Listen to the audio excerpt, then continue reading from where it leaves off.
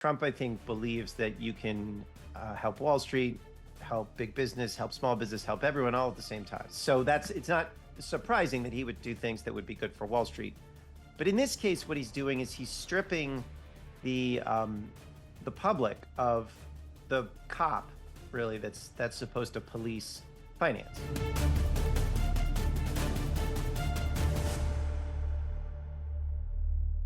Welcome to Undercurrents, our daily news show from Unheard's Washington Bureau. Today's guest is Matthew Stoller. Subscribe over at undercurrents.tv to join the Undercurrents community. Just $1 for your first month. All kinds of special premium content over there. Make sure to subscribe on YouTube and wherever you get your podcasts as well. Now let's get on to the news. The Senate Judiciary Committee on Wednesday considered Donald Trump's nomination of Gail Slater for the post of Assistant Attorney General on Antitrust. This sounds super dull and nerdy, I know. It's definitely nerdy. I will agree on that point, but it's really not dull at all.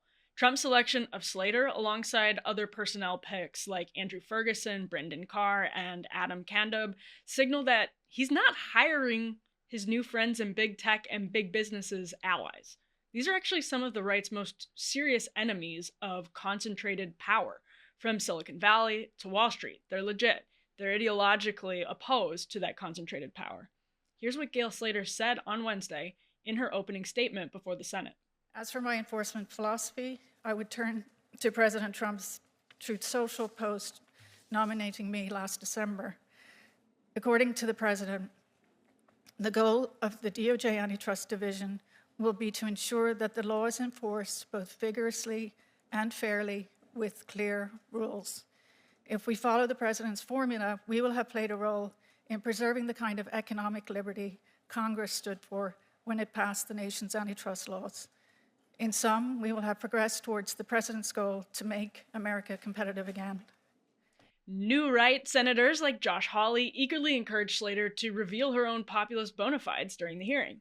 An economic advisor to J.D. Vance, Slater is actually popular with many Democrats while also getting positive coverage from people like Steve Bannon. Now, some Democrats in the hearing, of course, including Cory Booker, expressed, I'd say, reasonable concern about Elon Musk's potential undue influence over the Trump administration's Department of Justice antitrust work, but Slater will almost surely be confirmed.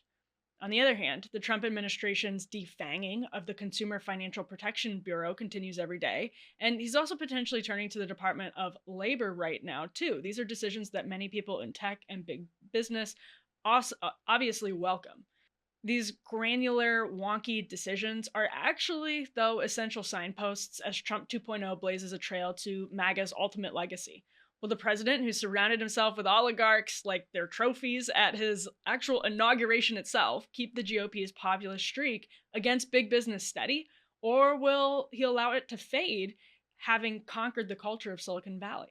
There is nobody in the world better equipped to answer that question than Matthew Stoller. He's the author of the indispensable Big newsletter. You need to subscribe to it. He's the director of research over at the American Economic Liberties Project, and he's also the co-host of the Organized Money podcast. Definitely make sure to check out his book, Big, as well. We're really excited to have Matt here today to talk about Gail Slater, what's happening over at the CFPB, and to go deep on what all of this means for the concentration of power in the American economy, in American politics, and American culture. So, Matt Stoller, thank you for joining us.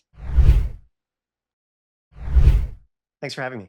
Well, there's a lot of reform happening in Washington, and on top of that, it's sort of in this context of a political realignment. So, Matt, I'm really eager to get your take on what's happened with the Consumer Financial Protection Bureau in particular, because I know you and many others, including my colleague Sohrab Ahmari, have looked at this as sort of a litmus test for how serious this new Republican Party is about economic populism. So bringing it under the auspices of OMB, making Russ Vought the head of OMB, the head of CFPB, it's all sort of like conservative movement fantasy circa 2012. But what's your take on whether it shows or how it shows the Republican Party is governing now that Trump is back in office? You know, there's a lot of things that Trump is doing. So this is one of them. It's not just whatever I say about this is make it clear that it's not Yes. This is not the totality of what Trump is doing. But if you just look at this, particular move to shut down the CFPB, it's both. I think it indicates that Trump is doing a lot of what is very similar to what Obama did in 2009, which is to run a populist campaign about concentrated economic and political power, and then take the side of Wall Street. Now, Trump is different than Obama. Trump, I think, believes that you can help Wall Street, help big business, help small business, help everyone all at the same time. So it's not surprising that he would do things that would be good for Wall Street. But in this case, what he's doing is he's stripping the public of the cop, really, that's supposed to police finance. And to give you a sense, there have been, over the course of the CFPB, which was created, I think, in 2010, and stood up relatively soon after that, there have been about 4 million complaints that have come through the CFPB, and something like 20,000 a month. More than that. That was in 2023. And usually what happens is when your bank is giving you the runaround, your credit card company or whatever is giving you the runaround, you complain to the CFPB, or you can complain to your state attorney general, and usually your bank will be like, all right, I'll stop messing with you because I don't want to get in trouble. And a lot of people have been helped that way. And that's basically what the main experience that most people have with the Consumer Financial Protection Bureau is. There's a lot of other stuff, they do things to make sure that there's not as much medical debt that's going into credit reporting agencies, to crack down on overdraft fees and payday lending and a bunch of other stuff that's, usually there's a lot of fraud and predation in these industries.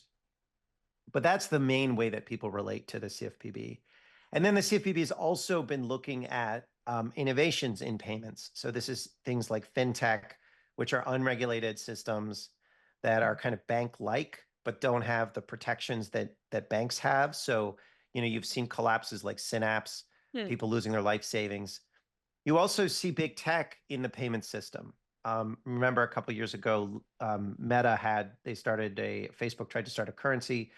Google and Amazon, they both have payment systems. I know that Elon Musk's X, they want to get into payments. And the CFPB started to say, look, if you're going to be a payment utility and you're going to act like a bank or a PayPal or something, then you're going to be regulated like that. And so there's a lot of things that the CFPB is doing that big tech and banks have disliked for quite some time.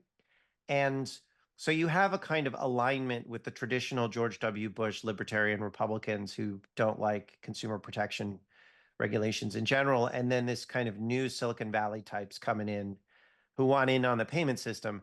And jointly they rolled back and got rid of the CFPB. And we could talk about what they're saying the reason is: weaponization, debanking, all the rest of it. And then why in my view that's not true. And then what the real, I think, point of shutting it down is. Well, yeah, I kind of want to pose a hypothetical because I think it'll yield an interesting answer. Because a lot of people are saying there'll be pretty dramatic consequences for the types of voters who support MAGA, who support Donald Trump, with a totally defanged or eliminated CFPB. And I want to ask what we did before the CFPB, because obviously it's relatively new, and whether that reflects on are we just going back to a world where we figured these things out through, maybe some of this is duplicative, whatever, we already have laws against some of this. Why is it that the CFPB specifically is so helpful here? Well, okay, so we have to go back to the bailouts, right, of 2008, 9, 10, and the financial crisis, because that's when the Consumer Financial Protection Agency was formed. And it was formed by Elizabeth Warren, right? That she was the main force behind it, and we don't have to go into that. But a lot of Republicans don't like Elizabeth Warren. A lot of bankers don't like Elizabeth Warren, and so when you put forward something that is an Elizabeth Warren creation, it's hard to persuade people, I think, that who are prone to dislike their partisan opponent, that the actual entity is different than the person who created it. I think it'd be the same thing for Democrats whenever, stuff that Trump did, like the Google antitrust suit, there's skepticism there from the Democratic side. But we have to make that distinction. So the CFPB was created as part of the response to the bailouts. So before this agency, there was consumer protection law. It's just that bank regulators like the Federal Reserve or the Office of Comptroller of the Currency or the FDIC were authorized to pursue violations of this of law. The Federal Trade Commission as well. And as it turns out, before the financial crisis, they didn't really do that because these bank regulators were charged with supervising banks and making sure that they were healthy, and then they were also charged with protecting consumers. And they always said, well, look, maybe this overdraft fee is not so nice, but I do like the fact that the banks I regulate have a better balance sheet because they're able to get those those extra fees. And so there was this conflict of interest in all of these banking agencies, and the result is none of them regulated mortgages. And so there's huge fraud in the mortgage market. And then on a consumer side, and we saw what happened with the financial crisis that really took down the world economy. And one of the reasons is there's just a lack of institutional commitment to protecting consumers. And so the deal in Dodd-Frank, which I worked on as a staffer, you're welcome, everything is fixed now. Well done, Matt. Was, yeah, thank you. No, I'll just cheers for me. Right. What the deal, and I thought it was a bad deal at the time, was we'll give you trillions of dollars to the banking system, and in return, we'll get a very mild amount of consumer protection, right? So sometimes people say, oh, the CFPB has returned $21 billion to consumers, right? Which is true. Its actual effects are much bigger than that, but it has brought back $21 billion to consumers. But it was a multi-trillion-dollar bailout. So like, let's be honest about what this was. It was a very, very mild concession to the public in return for this like giant bailouts. And I was like, we shouldn't do that. But, you know, at the time, that's what Democrats wanted. And the Republicans wanted the bailouts, but without any concession at all to the public, right? So it's not like we had great, I mean, that was the George W. Bush Except for the Tea Party Party Republicans who, you know, detest the CFPB, but definitely did not want bailouts. Well, but they were elected after the bailouts. I mean, you didn't see them Right, like yeah. Patrick Henry, a Tea Party guy. He was overseeing, you know, he was totally happy with the Silicon Valley Bank bailout. It's interesting. So, you know, there's what you say when there's no like pressing Mhm. financial crisis. And then when in a crisis, a lot of people who are like, I would never support bailouts, except for this moment, right? That's what often happens. And so, you know, the the CFPB did pretty well. It did okay. It protected a bunch of people. And then under Biden, with Rohit Chopra, they started doing some more innovative things. Like they put forward the first rule to prohibit debanking based on religion, race, political views, and so on and so forth. Obviously, not if you're doing something unlawful with your bank account, but Director Chopra was and he is, I think, a conservative thought leader. He spoke at the Federalist Society multiple times and really talked a lot about debanking. But I think the right really hated the CFPB because it was perceived as a constraint on financial institutions and therefore a constraint on the ability to conduct commerce the way that they thought made sense. And then you saw Mark Andreessen, who's this venture capitalist who was an investor in Synapse, as well as a bunch of other fintech companies that were caught by the CFPB for cheating consumers, like LendUp was another one. And you saw Mark Zuckerberg go on Joe Rogan and attack the CFPB. And that's because the CFPB is overseeing their use of financial information for targeted advertising. And Mark Zuckerberg on Joe Rogan was like, oh, what? I don't even know what this agency does. And we're not a bank. And why would they even want to look at us? And it's like, dude, you have money transmission licenses in 50 states. You tried to start a currency. Like there was a lot of bad faith here. And Elon Musk, I think, he wants X to be the super, the everything app, right? He started PayPal and he wants X to be a money transmitter. And so he doesn't want to be supervised by the CFPB. And so that's what's really happened is, the CFPB was created out of the financial crisis. It was sort of part of an overall deal. And gradually, I think there's sort of been the public has said, we don't really think that deal made sense. There's a kind of, the bureaucracy is out of control. The big banks are out of control. We don't like this. And so we're renegotiating the deal right now. And I think Trump's way to renegotiate it is to say, fine, we'll get rid of the consumer protection part of it, which I think is probably the wrong way to go, but that's where they're going. You literally wrote the book on the history of trusts and monopolies in America and big, and some of this reminds me of like with new crypto technologies, new app-based like currency things, like what Zuckerberg was trying to do with Libra, whatever it was called. I think it was called that.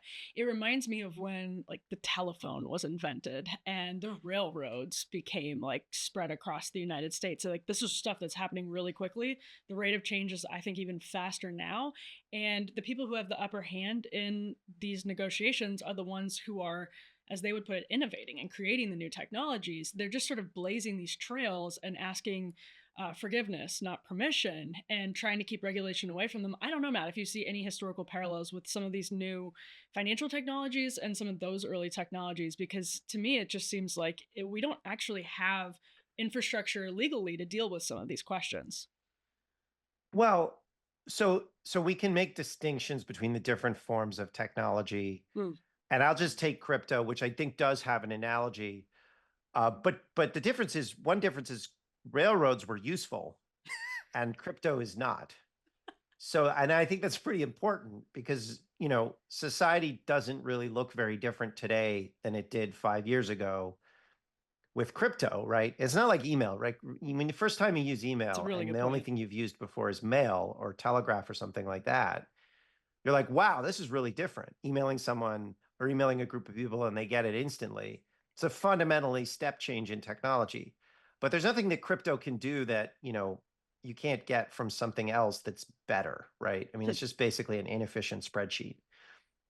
But it does have an analogy, which is there was an era of free banking in the 1820s, I think in 1830s, when the government got rid of the first central bank and said, states are gonna charter banks, and banks don't really have to have anything to back the currency they issue. So banks themselves would issue currency. Like you wouldn't get $1 from the federal government, from the mint, you would get $1 from your local bank. And that local bank, you could go to that bank and say, give me $1 of gold. And that backed the currency.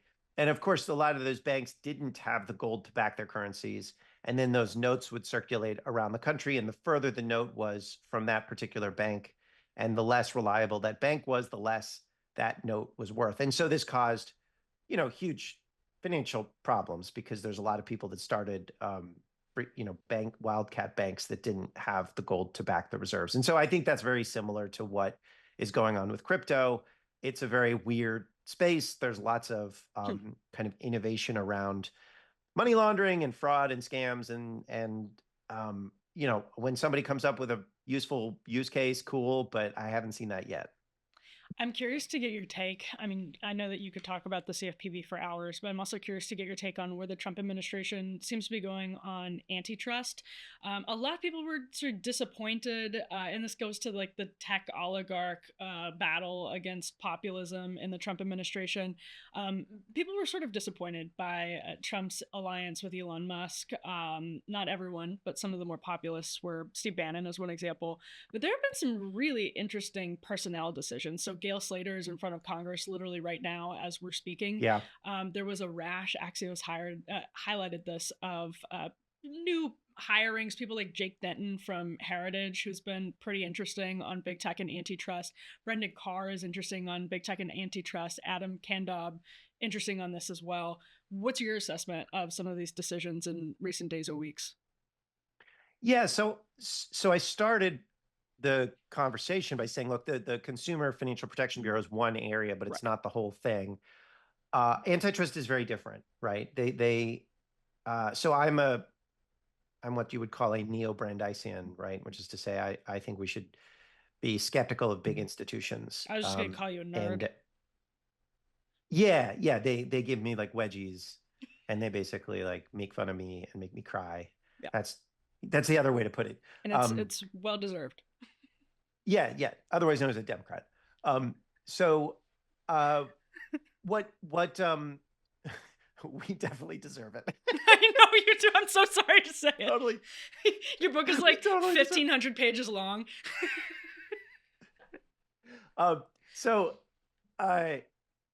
Sorry, I forgot what the question was. Assessing the antitrust personnel Oh decisions. yeah. So there was this spike in cases, or spike in activity, I should say, under Biden, right? And it started under Trump. Trump brought the first monopolization cases, basically major ones in 20 years, right?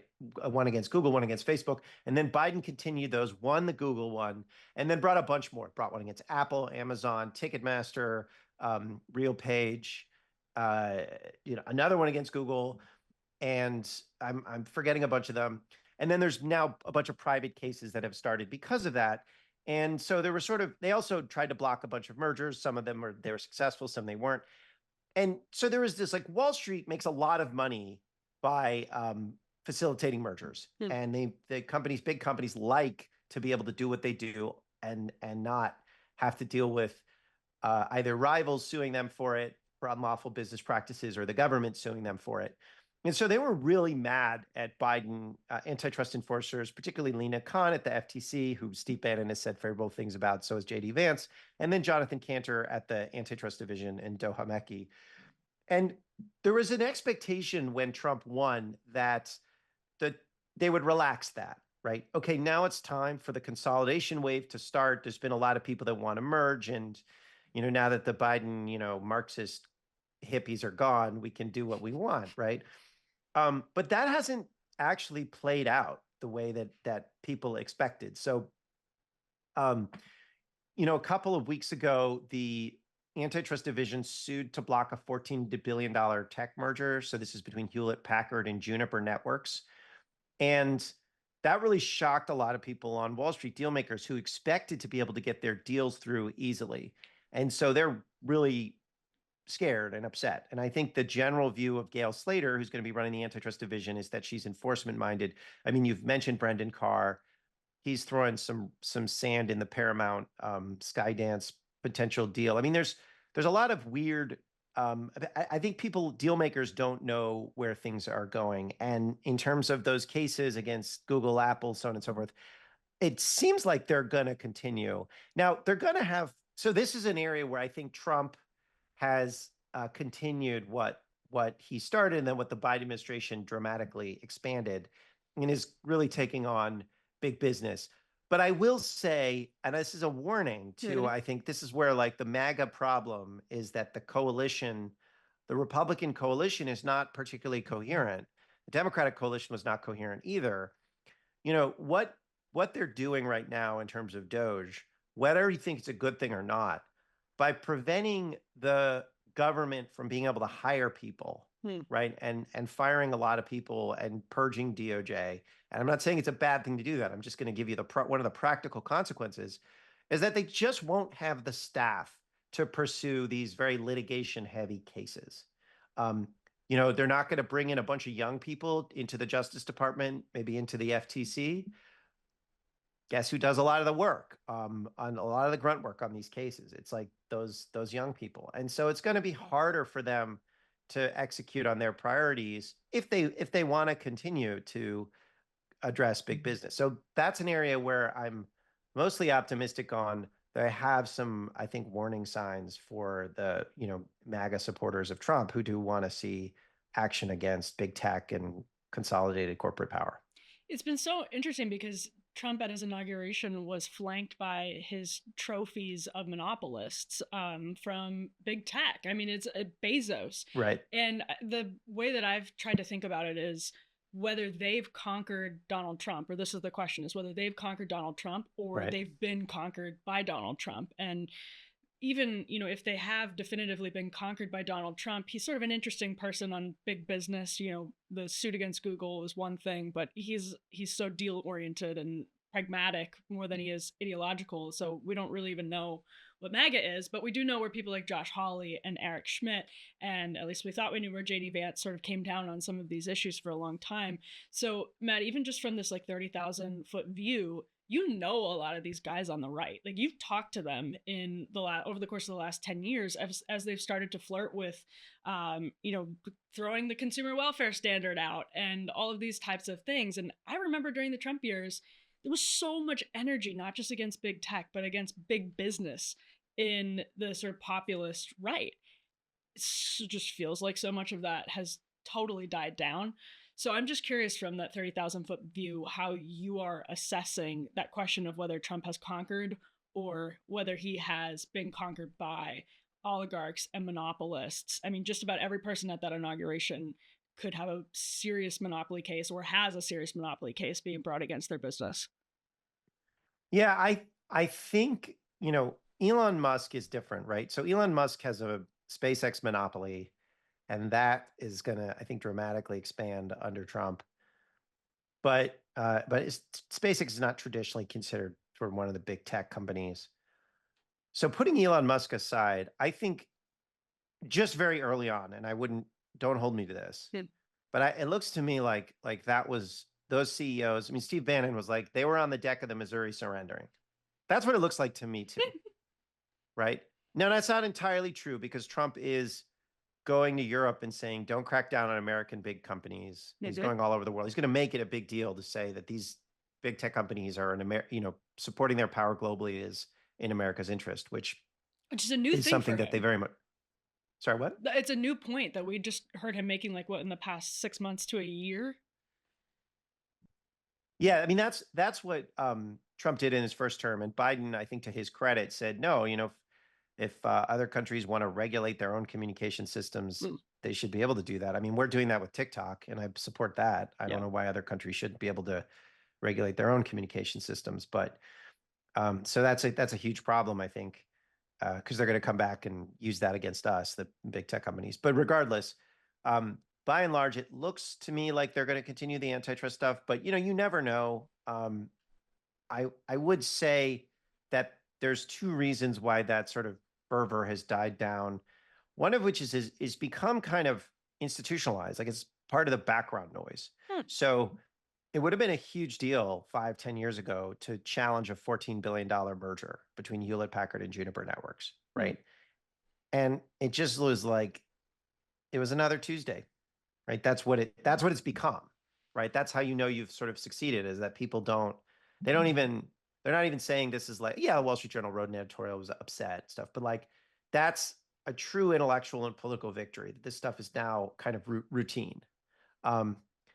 But the other reason is because I think big business was very aligned with the Democrats, or was, they weren't, I wouldn't say all aligned with Democrats. Traditionally, big business has been a Republican constituency group.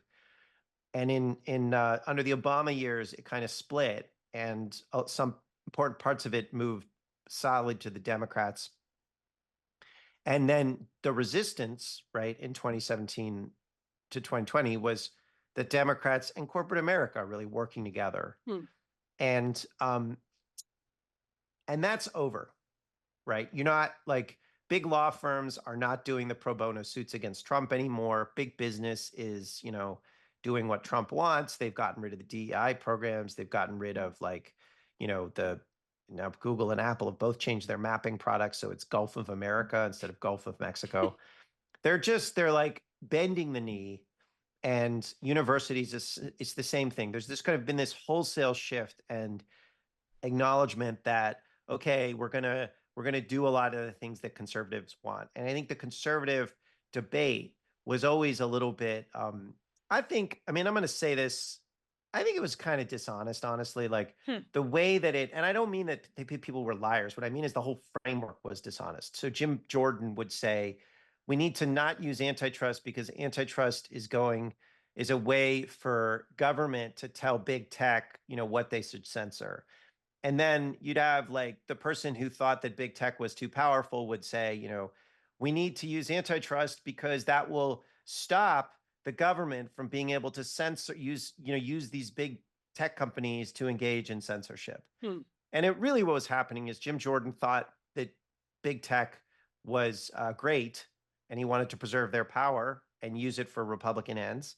And, a Ken Buck or a Josh Hawley would say that this power itself was too dangerous and that nobody could use it responsibly. But they weren't having the argument in those terms, because they had to have the argument in terms that that always started from the premise of, we have to own the libs. And I think that's a problem, because now we're in a situation where all the stuff, all the cultural, stuff that the right wanted. Mark Zuckerberg is happy to move his content moderation team to Texas, although he didn't do that. He just lied about it. But like, he's happy to do any of the cultural symbolism that anybody in power wants. He would do it for Xi Jinping in China. He would do it for Democrats. He'll do it for Trump. And now I think the right wing is kind of ill-equipped to see the problem as just a concentration of power, because it's so much for them about owning the libs, and now there are no libs to own. No, that's I'm really glad you said that, because that's exactly sort of what I've sensed as someone on the right, that this premise, or the predicate of the opposition to big business, should have been concentration of power, and that's how we would all talk, over the last 5 years. These concentrations of power are dangerous. That seems to mostly be gone, because probably the person with the most concentrated power in the history of humanity is now a special government employee. It's just hard to make that argument anymore. Well, I think that's probably right. I did see Josh Hawley in the conversation with Gail Slater talking about concentration, and I saw, I think, a number of Eric Schmidt doing that too, and so I think it's there, right?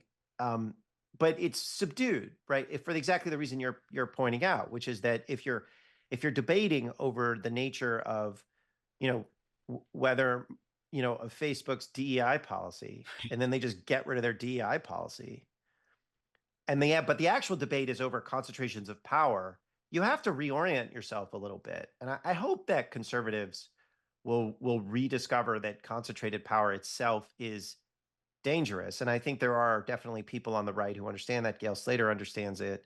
Andrew Ferguson, I hope, understands it. And Brendan Carr understands it. Josh Hawley understood. There are a bunch of people who understand it. But then you have a lot of people whose view is, well, cool, big tech is now with us. Big banks are with us. They're part of they're our team. And haha, we get to own Elizabeth Warren. And that's dangerous, because that ultimately does lead you to the road that Democrats went down in 2009, where you will end up destroying society in some way, shape, or form, a big bailout or some sort of like catastrophe. And then you will have nothing to say, because you've driven yourself into an alliance with the people that destroyed the country or caused a lot of damage. And you wind up, as I think the Democrats, as we are, confused and demoralized and just lacking the confidence to even say anything. And I think Republicans remember what that was like when the end of the George Bush administration. And I just hope that you guys don't go down that road. But it does seem like in some ways the MAGA people are going down that road, but it's not total. It's not too late to stop, but I do think it's worth offering a warning. Well, Matt Stoller, thank you so much for your time. I know you're busy these days, so we appreciate it. Hey, thanks a lot. So Stoller is really interesting on this, because we touched on this. He knows some of the people who are now pulling the strings in the Trump administration, particularly on antitrust issues. So his, I think, optimism about what could come out of Trump 2.0 is genuinely interesting.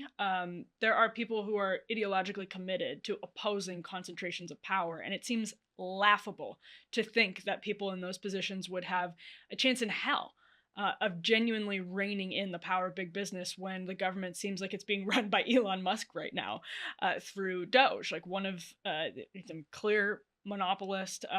He argues that it's just because his products are competitive. Those companies are competitive. He talked about this in the Oval Office this week. And, there may be potentially the argument, but he's obviously not an opponent. Musk is obviously not an opponent of big business or concentrated power. So it seems laughable that some of these younger people, mid-careers, would have much power in an administration being overseen by Elon Musk. But that said, overseen by Elon Musk, and an administration that's now seeming to be very cozy with Google, for example, with Apple, with Amazon. All of those guys and Mark Zuckerberg have been around Trump in recent days, been at the inauguration, and have been really lavishing Trump with praise. So it seems laughable, right, that some of these nerds on antitrust issues are actually going to ensure the Republican Party becomes a party that opposes concentrated power and big business. I get that. But I also think Musk is interesting in that he's focused on reform, if that makes sense. Like Doge is about, kind of cutting waste, fraud, and abuse, as he says. And, when the day-to-day work of the Department of Justice, which has its antitrust division, or the FTC or the FCC, when people who are serious appointees are in these positions and doing the day-to-day work, Elon Musk is not calling them up and telling them to stop doing X, Y, or Z. They're genuinely like committed ideologues on some of these points. So I am very open to the idea that I'll be completely proven wrong. I'm not saying any of this suggests that Trump is definitely going to have an administration that's a real enemy, a thorn in the side of big business. I'm not saying that at all. I'm just saying that there's some signs that it's going to be much more complicated than just oligarchic Elon Musk running roughshod over the American economy and over Washington, D.C. And having Matt, who's been around these circles from the left, he worked in the House, as he mentioned, during those Dodd-Frank days. Like he's been around. He's literally written the history book on this. Kind of go deep and help us understand what we could expect to see was really useful. Thank you for tuning in. I hope you found it as useful as I did. Make sure to subscribe at undercurrents.tv if you want to join the Undercurrents community. We have paywalled content over there, so that's Ask Me Anything videos. And there's an email address over there where you can reach us. It's only for subscribers, so only subscribers have that opportunity, which is awesome. And special paywalled episodes every week. Now, make sure to subscribe on YouTube, wherever you're listening to your podcast, and we will be back here with more Undercurrents soon.